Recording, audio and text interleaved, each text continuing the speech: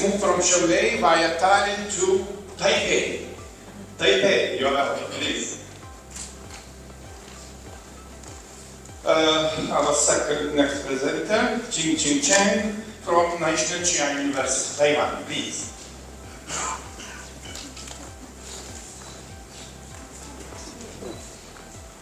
Where is Taiwan is a good question, but I will give you the answer later. I'm a professor of early childhood education department in Chiayi University, and I'm also the dean of academic affairs of Chiayi University. I'm so happy to be here, and I'm so nervous because I'm tired, exhausted. Spent last time from my home to this beautiful city. I will talk about the story later. Okay.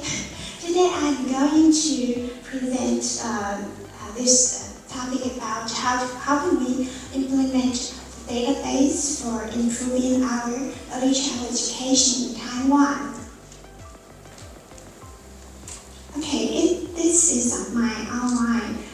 First, I want to let you know the background of our research and also our country, especially about the traditional thinking about education. And also, I will give you the brief introduction about my research, which is going on here. It's still going on.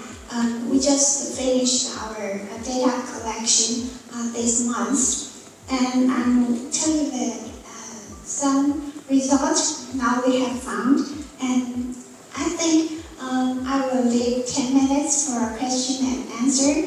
I think the most important mission here is to end my presentation before 12 o'clock, because after that we will enjoy all the lunchtime. It's the most important things. Okay, where is Taiwan? Sorry.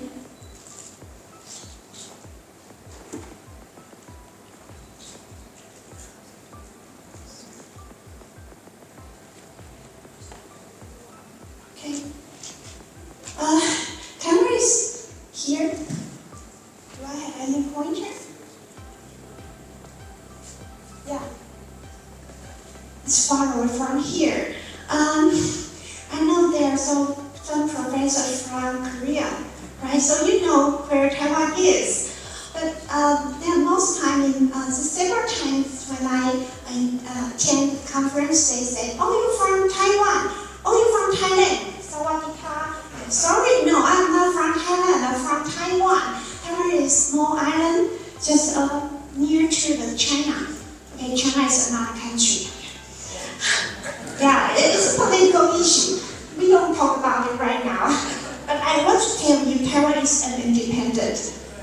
So we are here, and we have a very high mountain in the center of our island. So we are so crowded in big cities along the coastal side, because in the center of Taiwan, there are mountains not good for living. And so the beautiful city in Šiauliai is over there. So it took me 33 hours from my sweet home to this beautiful city. So this morning I drank 4 cups of coffee. I hope it works to boost up my brain power. So if I say something ridiculous, just forgive me. Don't worry. Yeah, thank you. Okay, first is just to let you know the education in Taiwan also is a traditional thinking about education. In traditional way, we have maybe old saying is that 万般皆下品，唯有读书高. It means to be a scholar is to be the top of the society. And do you know why? Because we have imperial examination about several hundred years ago. If you want to be the government officer, you have to pass the examination. So traditionally in our school, even in the kindergarten, we suppose the children to get a higher academic achievement is quite important. I think maybe we share the same or similar cultural background with Korean. So maybe our parents, they suppose their children need to learn academic as young as possible. So here we show some pictures for you. You can see there's a temple. There are two temples. There you can see there's something here. In the right-handed picture, there are so many parents, even teachers. They will bring the offering and bring the papers. They included the student's name and their birthday, birth time, and also the examination tickets. So put it there and go to the temple, the temple, to pray for their student to get very good scores in the examination. So even teachers, especially the high school teachers, they will do this for their students. So that's why we want to, our government want to announce the new curriculum framework for preschool, just let the children to be released from the academic pressure. So we have an educational reform in the 1990s. So we want to give the students and also the teachers more freedom to choose and to decide what they want to teach in their schools. And also we need some changes and reform our education system and also our curriculum. And now I want to introduce the educational system in Taiwan. There are lots, maybe I think most of the participants today, they were from different countries. I think the children under 6, there are so many schools, different systems in your country. So let me explain what preschool means in Taiwan. In Taiwan, from 2 to 6 years old, we enrolled in preschool. And primary school means 6 to 12. And then 3 years for junior high school, and 3 years for senior high school at the university. And you can see the enrollment rate of each level. But I want to let you know that if you see the 2 to 6, preschool, I think the enrollment rate of 5, I think is above 35%. But 2 and 3 years old is lower. So average will be about 74. And the university level, almost most of our students, they go to university. But the so-called preschool is quite new in Taiwan, because before 2012, we have kindergarten and we also have daycare center. But the system is quite weird, because the bottom part, daycare center, they can take care of children from 0 to 6. And the kindergarten in all season, they will take the children from 4 to 6. So the children can, the parents can choose kindergarten and also choose daycare center with their children aged 4 to 6. So the teacher certification and also the regulation for two kinds of systems are different. But children's welfare as the same. It should be depend on which system you choose. So after that, after 2012, we combine the daycare center and kindergarten. So the preschool, we will take care of 2 to 6 years old children.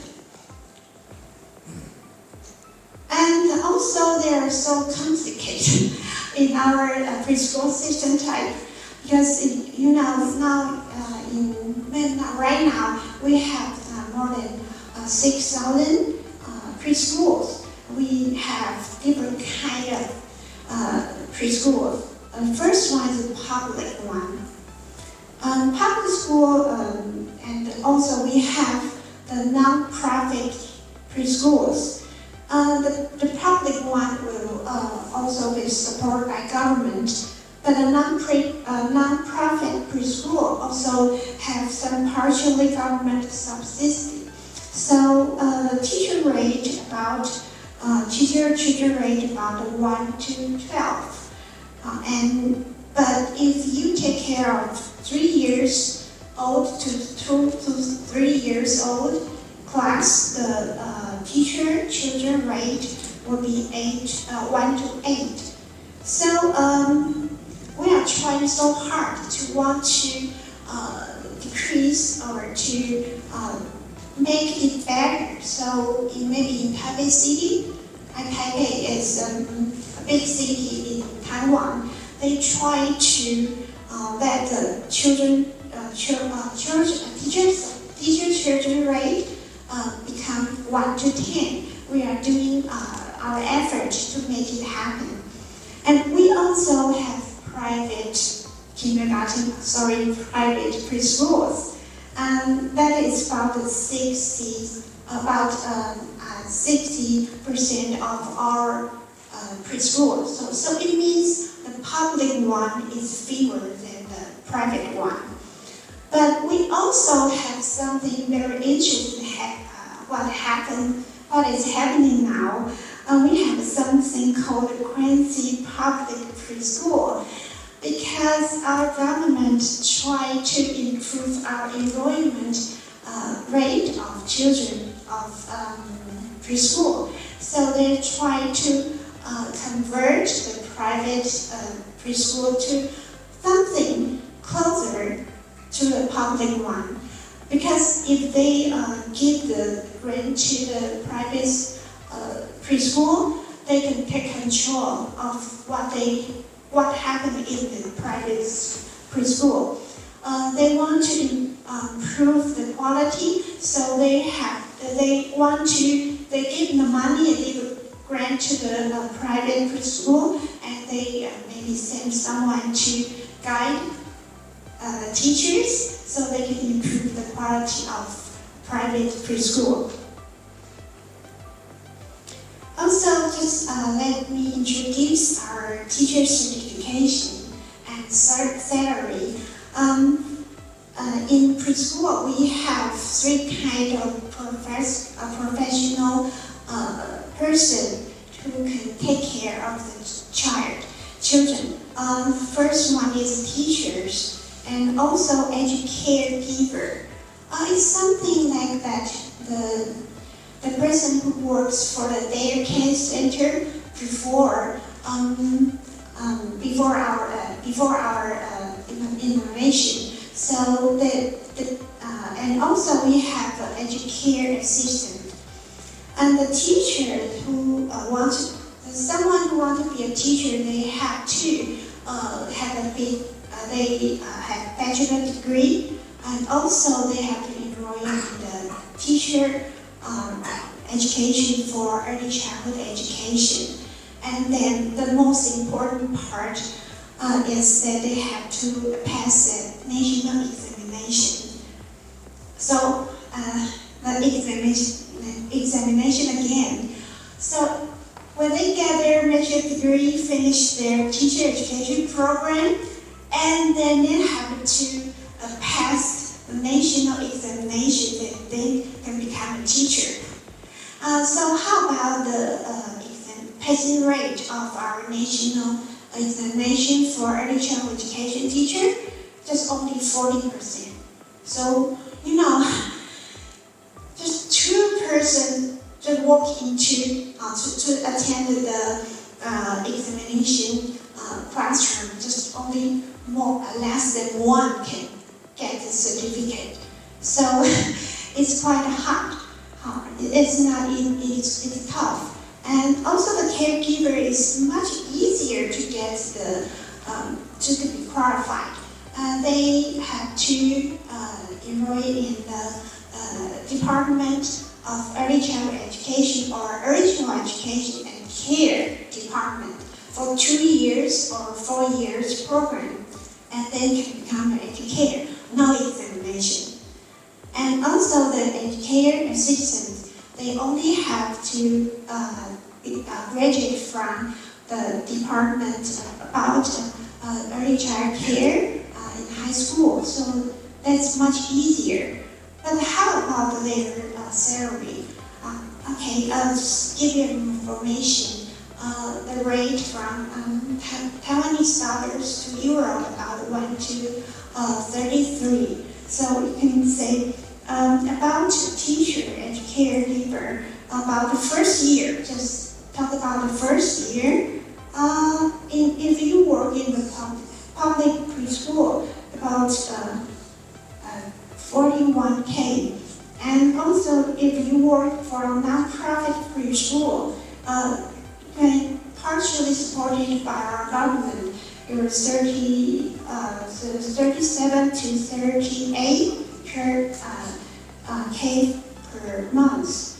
But if you work from the quasi public, it means that it's private school supported, partly supported by our government. You're about 30K. About educator assistants, you can know the salaries is over there. So, how about the salary compared to the normal or the other students who graduated from just the first year salary after graduation from university? I think the teacher is a little bit higher. But how about the educator, about the average? So we know we in Taiwan also face the challenge of the shortage of teachers and educators because, okay, the salary is a little bit higher than my friends who did not work for kindergarten. But you know, work for the preschool is quite tedious, and the work hours and also the responsibility is so high, so they don't want to become the teacher of preschool. It's the challenge we face in Taiwan right now. Okay, so how about early childhood education in Taiwan? We have a large diversity in Taiwan. We have different kind of education approaches, different kind of curriculum models in Taiwan. We have someone who focuses on learning centers, and I will show later how about the learning centers, how to work in our preschool. And also have some approach like a project approach. We also have some bilingual classroom, especially for the private preschool, because there are lots of parents in Taiwan. They think about, okay, maybe learning English will be a good idea for my children, so they send their children to the private one to learn English. So I will show you some video later. And also we have traditional writing, reading, and especially academic oriented preschool in Taiwan. And we also have such famous one like Montessori education and water education. Okay, this is traditional ones. We children sit there and read and write and do a lot of assignment. Just let me give you some example. About 15 years ago, when I visited kindergarten, I saw the teacher let the children to do their assignment. Just write down your name, and also to learn to repeat, to recognize the Chinese character. It lasts more than 1 hour. Just sit there and just read and repeat. And that's 15 years ago. But now we still have some private schools that do things like this. Okay, just going out to the show them, just to know how to read and write. And we also have some bilingual classroom. I will show you the video, but it's quite long. I will make short. It's quite expensive to the school.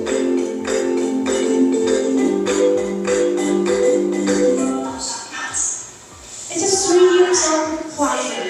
3 years old.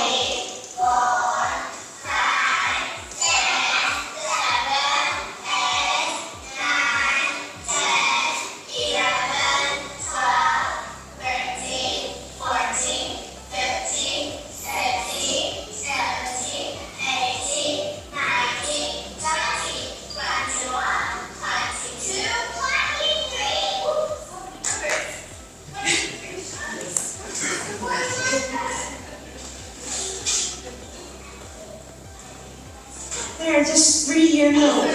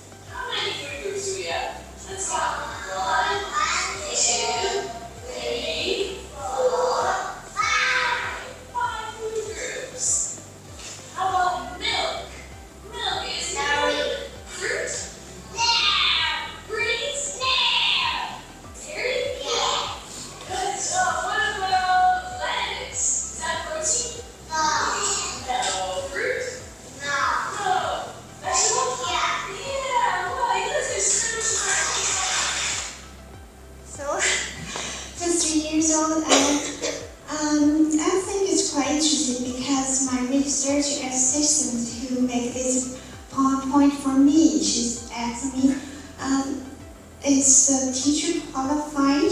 Because, you know, in our department, our regulation in Taiwan, the teacher have to pass the national examination so they can teach in the class. But it's quite interesting because the teacher, I think, is foreigner. Yeah, so it's not impossible for her to pass the national examination. Also, we have a regulation who only have the citizen of Taiwan, means you have the passport. They can become the teacher in our country. So it's quite, I think it's, sorry.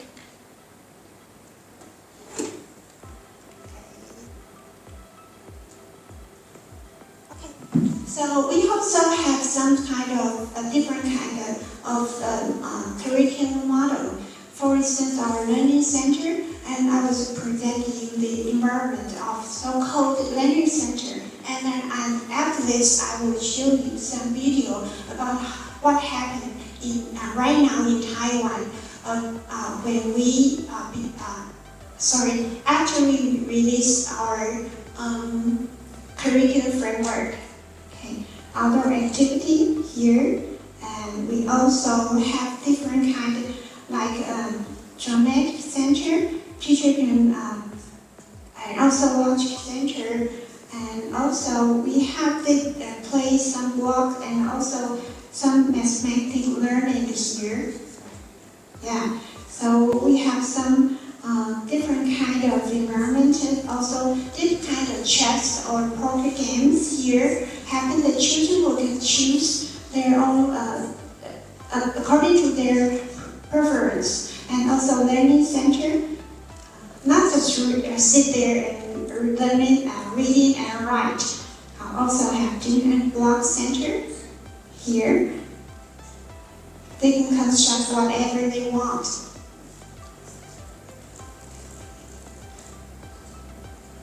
Magnificent works. We are thinking of different kind of blocks. We have videos later.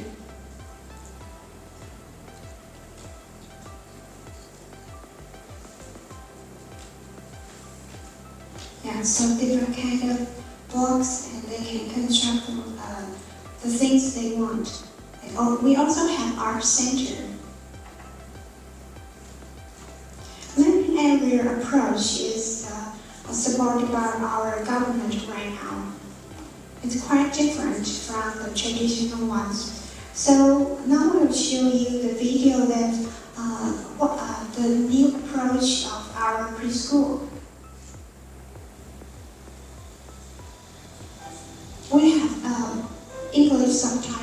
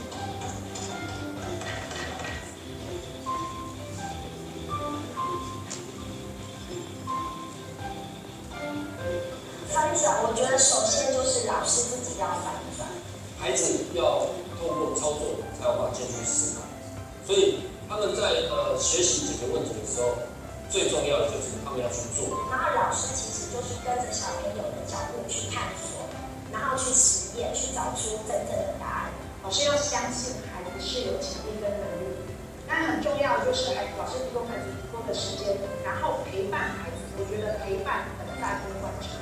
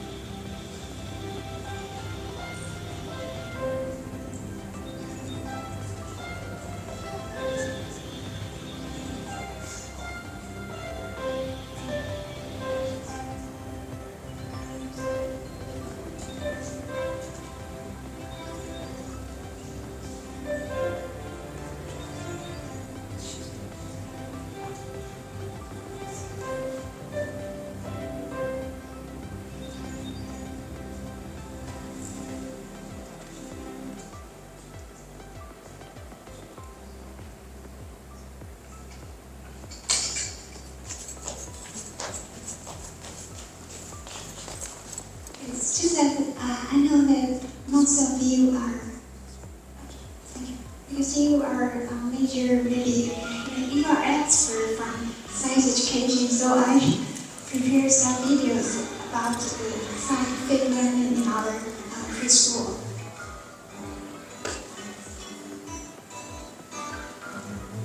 The construction area. 我们小朋友一开始的时候呢，他们其实都是用小积木，然后就组装，然后呢组装完之后就开始转，那转了一段时间之后呢，就发现那个小积木在组装的时候呢，玩具的素材有点限制。那我们班上其实还有提供很多的素材，后来孩子们就开始选择用板栗智慧片。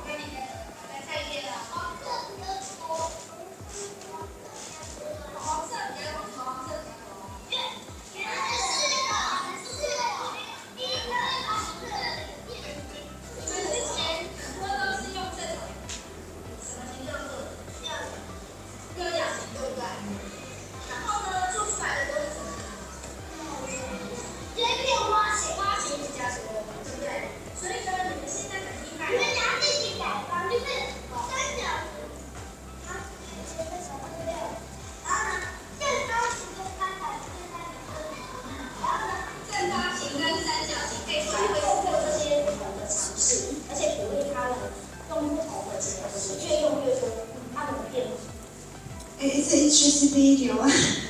I will leave the linkage to you because we have showed maybe I should move on faster. So this is the approach that our government wants our preschool to approach. So we released the new curriculum guideline for our preschools.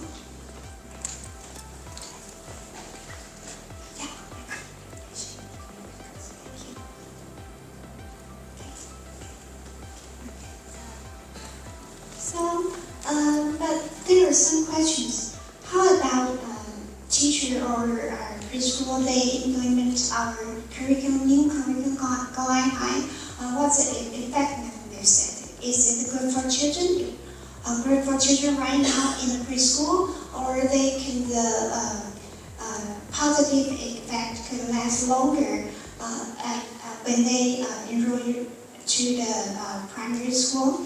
So our government gave our big grant to implement our database. So just to let you have introduced our maybe some brief.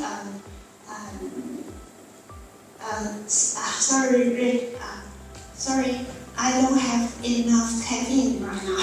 So maybe the fifth coffee will be needed. So I will just give you the brief introduction about how we implement our database and what about the result of our new curriculum guideline. Okay, so the research focus about the effectiveness and continuity of our EC quality. So I just want to let you know that when we announced this, our government announced the new curriculum framework, also we conduct some on-site consulting program.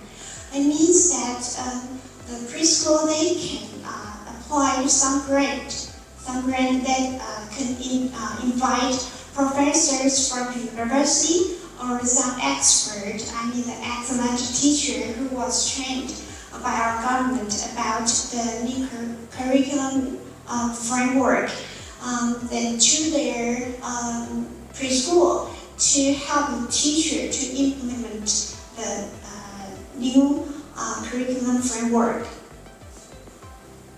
So our research question is what's the problem and the solution where we implement our database, and what the primary result about the effectiveness of our new policy. Okay, the database is here. We collect data from preschool and also follow up to the primary school. And we also collect some home data, some data provided by the parents. And also we just want to know what's their children's cognitive and language, and also different kind of development and learning achievement. So then we the design of our research is to get the data from children who enroll in the preschool, who implement the new curriculum guideline, and some from preschool they don't. And also we have some group they apply some preschool. Some preschool they apply the on-site consulting program, and some they don't. So the recruitment of our data, our samples is about from 6 years ago.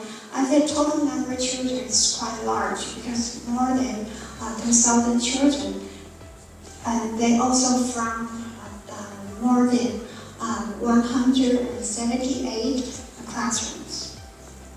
So our instrument includes lots of that. I think maybe what you interested is about what about the effectiveness of the new policy of our government. So, you know, we from the early child education stage, we care about the competence of our children, which the 6 competence of our new curriculum framework, and we collect their cognitive development and language development results, and we'll follow up. We test them each year when they think they are 2 years to the third grade in the elementary school. Okay, here's 6 competence checklist. The checklist was announced by our government. And also here's our instrument. So we have school environment, home environment, and we get the data from questionnaires and also our observation. And we also have some checklists and to examine and to get the data from the level of a new curriculum framework implementation.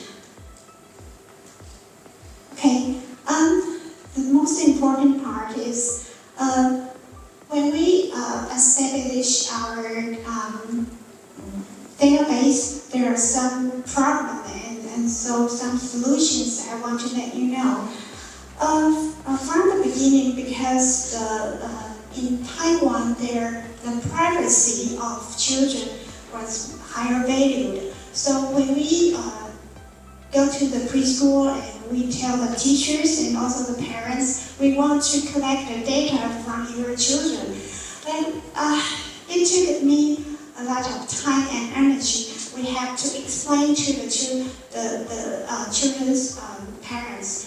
I just let you know that all of our participants, I mean the children from more than 170 kindergarten, so we have to go to the kindergarten in person to talk to the parents, to persuade them to enroll in our project.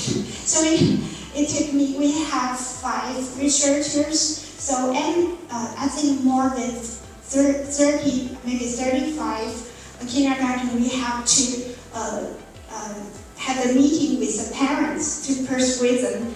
And we also care about the dropping rate because we have to follow them from they're 2 years old and the end of 9 years old. So we spend less time and to contact them, just like to give them a report or to give the gift to the children or to the parents to keep the dropping rates down.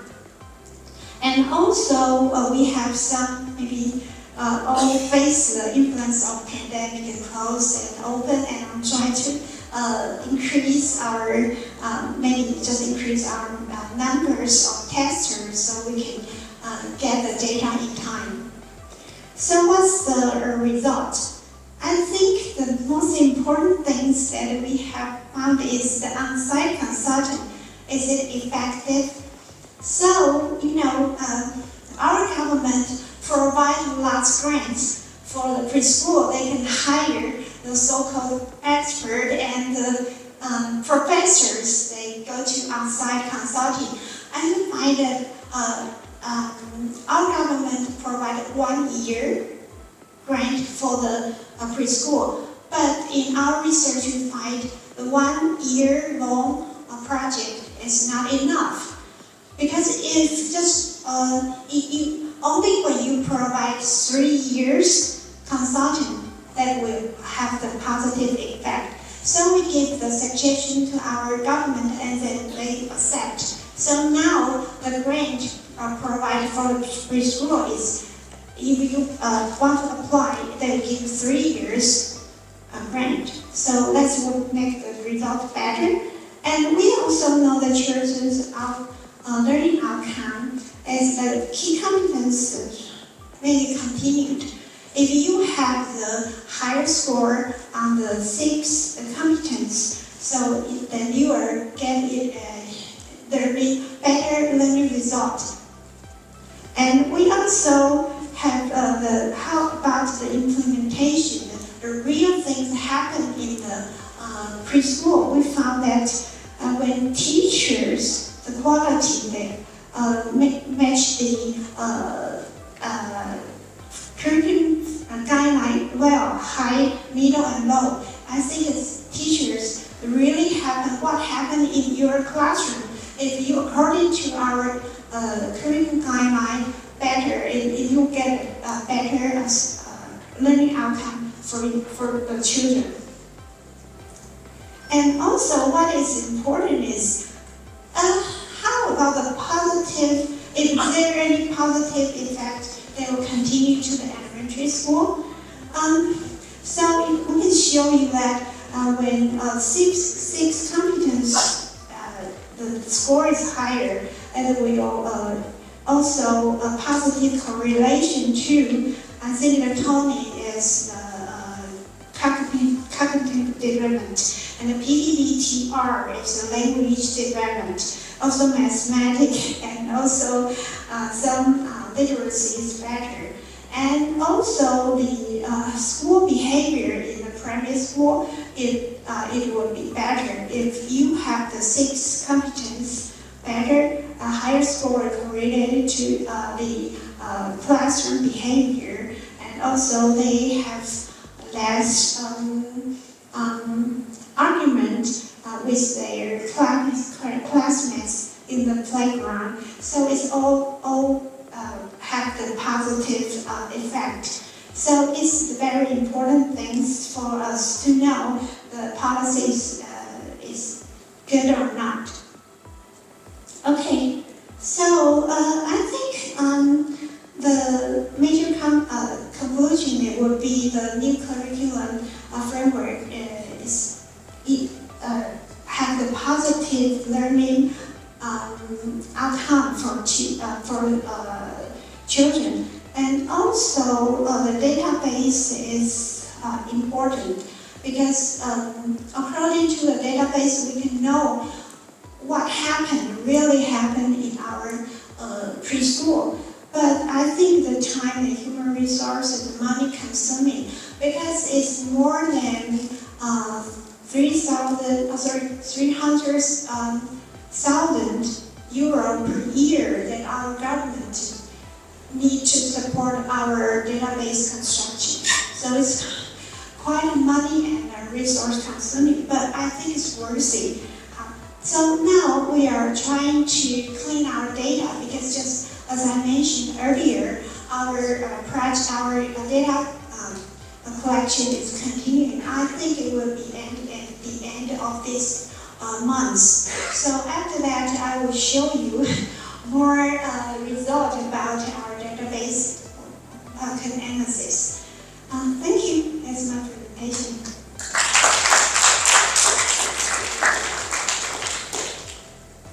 Thank you very much. Some questions? Please, one question. Oh.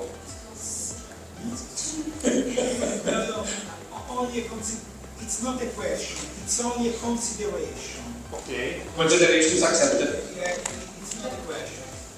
Yeah, I see that you are very well organized, that a very great organization from the preschool boys. I have to say that in Italy we have nothing similar to this. There is not this organization, and I understand that you say it's money consuming, but of course this is the main problem probably, because we do not have this organization because of money reason, and therefore yes, I can understand, but it's impressive.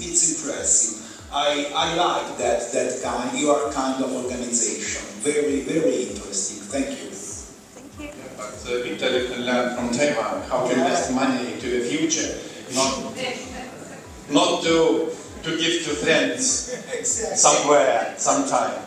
We should. Yeah. Thank you. That's all? Yeah, because we just only have 1 minute left. It's lunchtime.